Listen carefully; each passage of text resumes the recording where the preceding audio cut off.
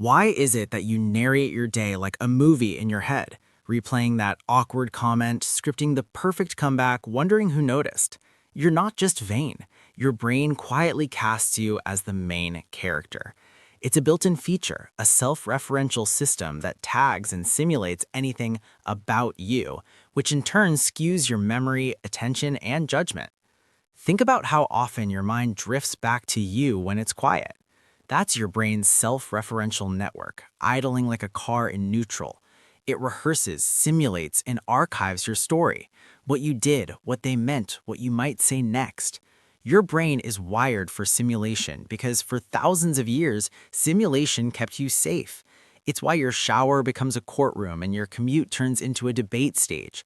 Your brain runs what-if scenes so you're not blindsided later. But here's the twist. That same rehearsal inflates how central you feel in any situation. On top of this, there's egocentric bias. Any information tagged "about me" gets extra weight. Your memories anchor to your own vantage point, so you recall what you felt far more vividly than what others saw. That's why an offhand remark you made can feel huge to you and completely invisible to everyone else. Your attention fools you about their attention. This leads directly to the spotlight effect. You walk into a room convinced everyone noticed the stain on your shirt. Most didn't. They were too busy starring in their own film. Your internal camera is just zoomed in on you, so you overestimate how bright the light is on your actions.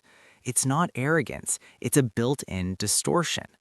This whole system is a fast heuristic, a mental shortcut. If it's about me, pay attention first. In modern life, that shortcut can misfire, making you read neutral feedback as an attack or overcredit your own role and a team's success. So what happens when this self-focus stops being a quick safety scan and turns into the whole mission? That's where the spectrum begins. Most people have a flexible self-focus. It spikes when stakes are high, then settles down. But when the "about me" tag becomes the main filter, two patterns emerge. There's grandiose narcissism, which runs hot and loud, dominance, confidence, a constant search for admiration. The inner script is, "I'm exceptional, the world should calibrate to me." Then there's vulnerable narcissism, which runs quiet and guarded, high sensitivity to slights, a readiness for shame. That script says, "I deserve more, but people keep overlooking me." The vibe changes, but the core doesn't, a self-image that must be protected and fed. And when that self-image feels threatened, empathy narrows, not because you're heartless, but because your brain flags the moment as me critical. The "about me" tag pulls all the oxygen from perspective taking. Modern context just gamifies the fuel. Social media offers simple, fast status signals, likes and views. If you lean grandiose, your feed is a scoreboard. If you lean vulnerable, it's a live threat scan. Let's make it concrete. A teammate hears, "Great analysis, next time tighten the intro." If their internal story is, "I'm the standout," that note gets tagged as sabotage. They argue, derail the meeting, and everyone leaves with less clarity. The "me relevant" tag outran the data. Over time, these moments pile up. Trust erodes, talented collaborators step away, blind spots grow. But here's the most important part.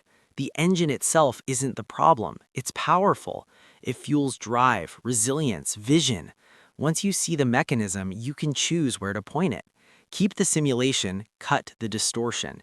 Use that "about me" tag as an early alert, not as the final verdict. That's the shift. From everyday self-centeredness to self-awareness that cools the spotlight, brings everyone else into frame, and still lets you keep your edge.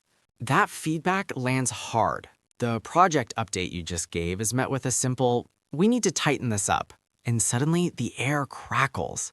Your brain starts running a script. They think I'm incompetent. They're undermining me.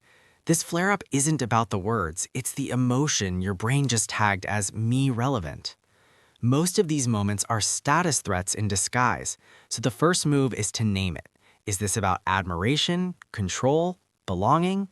Just labeling the threat gives your nervous system a handle. The heat drops because now you're dealing with a feeling, not a villain. Next, the empathy pivot. For just 20 seconds, swap vantage points. Ask yourself, what does this look like from their camera? You don't need their life story, just their goal right now. Are they optimizing for clarity, time, safety? This quick nudge loosens the egocentric anchor.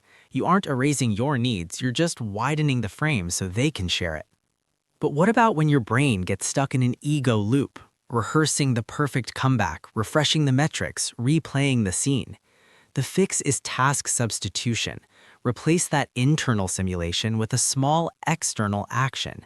Ask one clarifying question, send one neutral check-in, pull one data point that could prove your story wrong. Your brain wants completion. Give it a real task. The loop quiets because you've moved from guessing to gathering. If it's really intense, hit the mental reset button, the 90-second widen. Step 1. Breathe. Slow inhale, longer exhale. Signal safety. Step 2.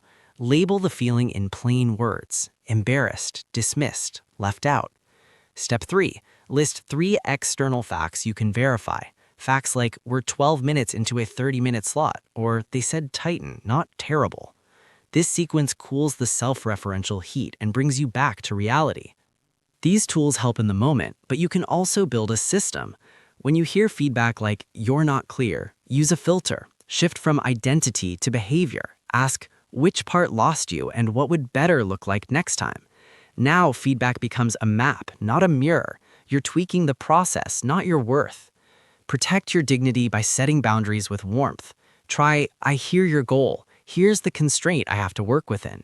It keeps the conversation focused on the shared problem, not the ego. And before high-stakes moments, pre-commit. Write one line at the top of your notes. What outcome matters for the group?